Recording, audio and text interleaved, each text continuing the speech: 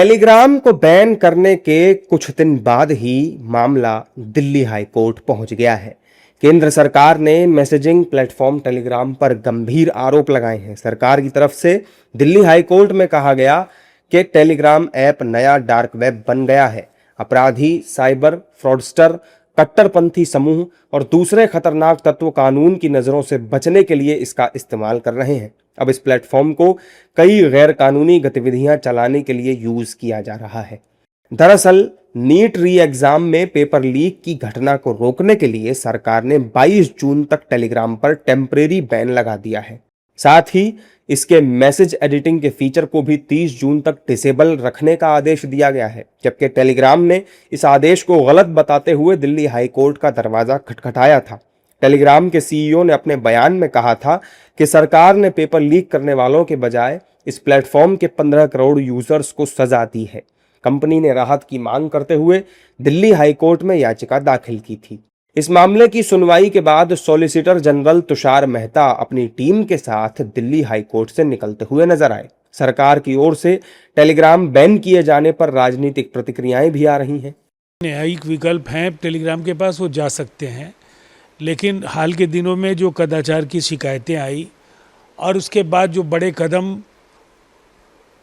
परीक्षाओं की शुचिता और पारदर्शिता को सुनिश्चित करने के लिए केंद्र सरकार ने लिए हैं, उसमें टेलीग्राम पर रोक लगाए जाने का निर्णय भी शामिल है। टेलीग्राम बंद करो या व्हाट्सएप बंद करो, जो है सवाल ये है कि जो बच्चे अपने घर की ज़मीन बेच के लोन लेके ये करते हैं, स्टडी करते हैं, और उनके एग्ज़ाम में जब इस तरह का ये होता है, और आत्महत्या तो आप लगातार हर रोज़ कहीं ना कहीं आत्महत्या हो रही है, उनके इस देश के भविष्य के साथ जो खिलवाड़ करने का पाप ये पिछले 5-10 सालों में हुआ है, ये पहले कभी नहीं होता था।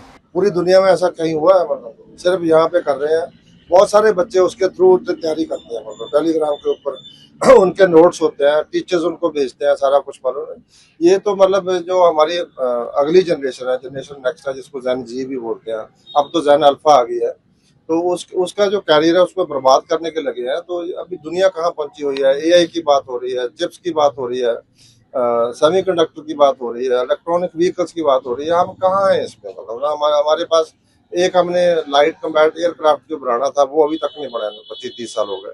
मेक इन इंडिया का जुलूस निकल चुका है, कोई स्मार्ट सिटी नहीं है, कहीं कुछ नहीं बना है। मतलब तो एग्जाम कंडक्ट करने के लिए कोई भी प्रिकॉशन लेनी पड़े जिससे स्टूडेंट्स का फायदा हो, तो वो लेनी चाहिए।